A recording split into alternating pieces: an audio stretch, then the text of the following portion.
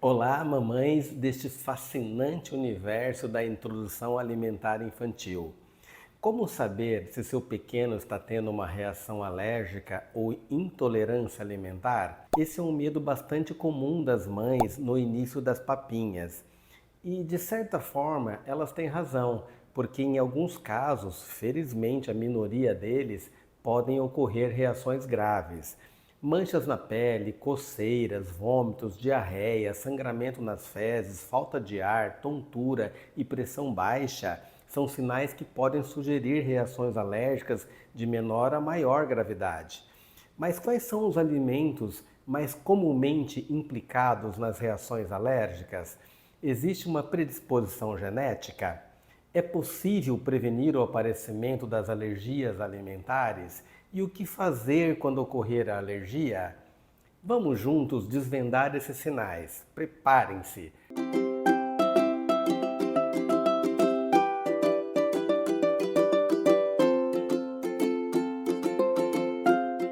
Eu sou o Dr. Vinícius, pediatra com mais de 30 anos de experiência, e estou aqui para iluminar este caminho para vocês. À medida que os pequenos começam a explorar o caminho dos alimentos, as reações a certos produtos podem surgir. Entender essas reações pode fazer toda a diferença na saúde e bem-estar do seu bebê. Felizmente, a maioria dos bebês e lactentes, assim como as crianças maiores, não desenvolverão qualquer tipo de alergia alimentar.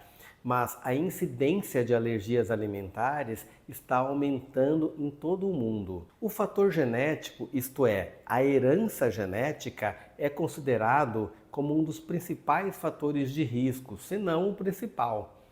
Para vocês terem uma ideia, se um dos pais tem histórico de qualquer alergia, como asma, rinite, dermatite atópica ou mesmo alergia alimentar, o risco do filho ou filha vir a ter uma alergia alimentar é de 40%. Mas se ambos os pais têm histórico de alergia, o risco aumenta para 80%. E a alimentação da gestante e da mãe que está amamentando? Será que se a mãe teve, quando criança, histórico de alergia à proteína de leite de vaca, por exemplo, ela deveria parar de ingerir alimentos contendo leite quando descobre que está grávida e manter essa restrição enquanto estiver amamentando, no sentido de prevenir a mesma alergia nos filhos? Até o momento, não existem evidências científicas que comprovem que a retirada de alimentos potencialmente alergênicos da dieta da gestante e da mãe que amamenta trará algum benefício na prevenção de alergias alimentares para o bebê ou para a criança. As recomendações são que a gestante ou a nutriz se alimente de uma alimentação saudável, diversificada e equilibrada. Já em relação ao bebê e ao aleitamento materno, a coisa é totalmente diferente. O leite materno, oferecido exclusivamente até o sexto mês de vida, tem evidências científicas de proteção e diminuição de risco de alergias em geral, entre elas as alimentares. Lembram que falei há pouco que a dieta da mãe que amamenta não tem influência na prevenção das alergias e que o risco do bebê ter alergia alimentar aumenta em 80% se ambos, pai e mãe, têm histórico de alergia? Aqui entra uma medida protetora indiscutível, o aleitamento materno exclusivo até o sexto mês de vida e após essa idade, a manutenção dele associado à introdução de outros alimentos. Se possível, o aleitamento materno deve ser mantido até 2 anos de idade ou mais. Ver seu bebê desconfortável ou com sintomas estranhos após uma refeição é assustador e pode fazer você pensar: o que eu fiz de errado? Por que ele está assim? Alguma vez você já fez essas perguntas? Sem o conhecimento correto, podemos facilmente confundir alergia com pequenas irritações ou vice-versa, e em casos graves, essa confusão pode ter implicações sérias para a saúde do seu filho. As reações mais graves podem causar risco de morte. Felizmente, elas são a minoria. Nesse ponto, eu preciso explicar para vocês que existe uma coisa chamada reação adversa aos alimentos. e que a alergia alimentar faz parte dessa reação. Mas também as reações adversas podem ocorrer por causas não alérgicas, que chamamos de não imunológicas.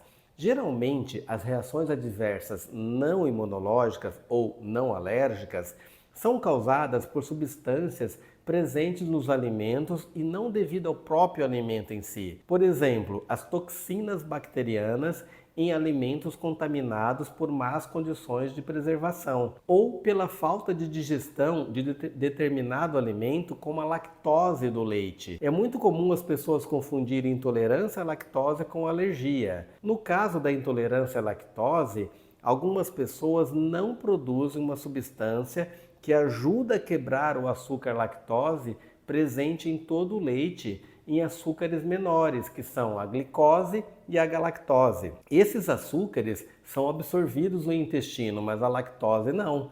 Daí, como ela não é absorvida, chega no intestino grosso intacta. Como é um açúcar, ela puxa a água para o intestino e ainda sofre um processo de fermentação pelas bactérias intestinais, causando dor de barriga, fezes mais líquidas e muito pum muito fedido. A princípio, qualquer alimento pode causar alergia, mas existem 8 alimentos que são responsáveis por cerca de 80% das alergias alimentares. São eles: o leite de vaca, a soja, o trigo, o ovo, a castanha, o amendoim, peixes e frutos do mar. Por que algumas crianças vão ter alergia a esses alimentos e outras não? Na verdade, ainda não sabemos muito, mas como eu já falei para vocês no início desse vídeo, a herança genética para alergias como um todo é um dos fatores principais. Como também já citei, outro fator importantíssimo para prevenir alergias é o aleitamento materno exclusivo até os 6 meses de vida e depois da introdução alimentar, se possível, continuar o aleitamento materno até 2 anos ou mais. Esta medida tem vasta comprovação científica. O leite materno tem um anticorpo chamado de imunoglobulina a IgA.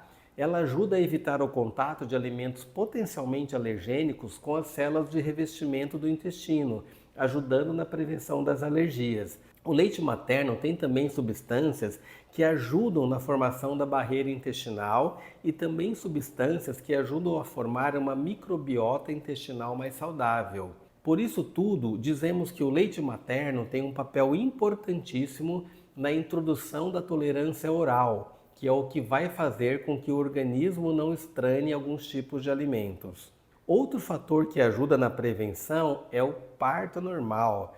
Fatores que favorecem as alergias alimentares são parto cesariana, fumo e ingestão de álcool na gravidez e introdução muito precoce do leite de vaca, mesmo nas fórmulas infantis.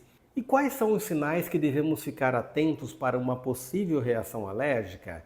Vamos dividir entre sinais cutâneos, sinais digestivos, sinais respiratórios e sinais comportamentais. Os sinais cutâneos. A pele é o órgão mais comumente afetado pelas reações alérgicas alimentares. Podemos observar desde sinais de vermelhidão na região em volta da boca, onde o alimento tocou, manchas avermelhadas, até a ocorrência de urticária, que são pápulas avermelhadas de contorno irregulares.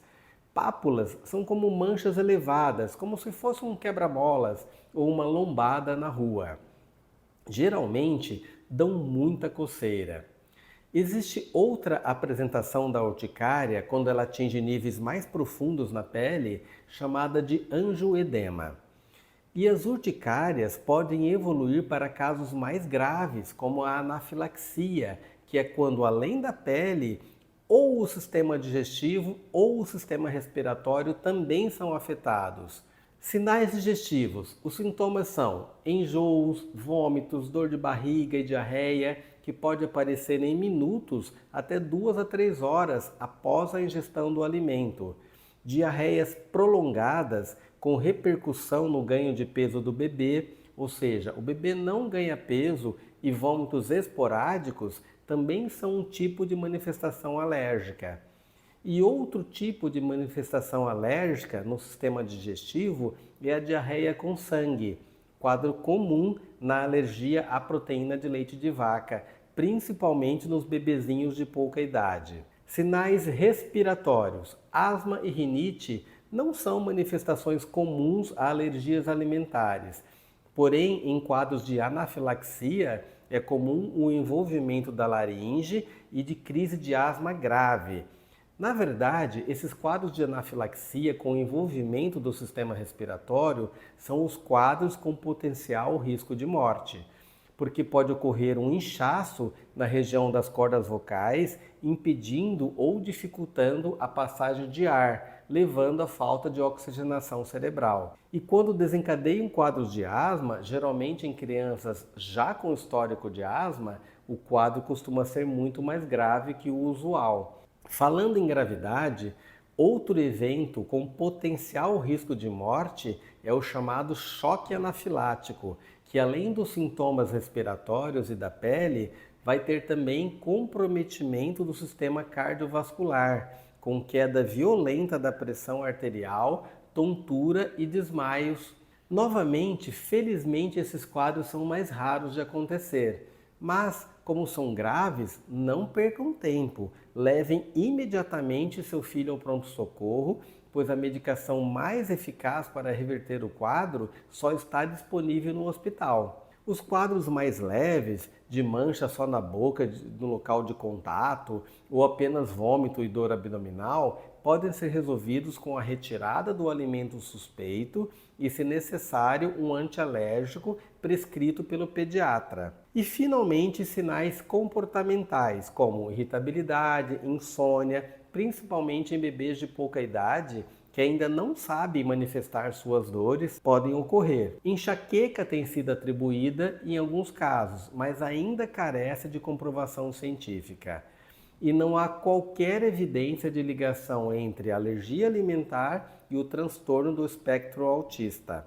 Vocês já observaram algum desses sinais no seu bebê?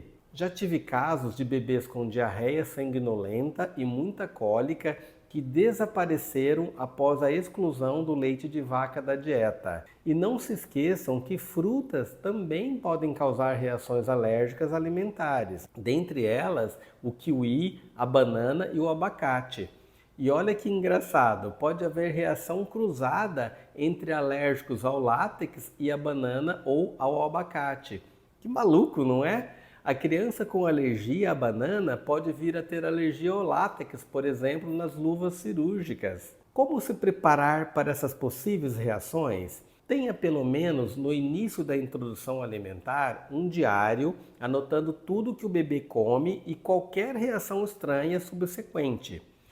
Este registro pode ser vital quando você consulta um especialista. Dê ao seu bebê poucos alimentos novos de cada vez e espere alguns dias antes de introduzir outros.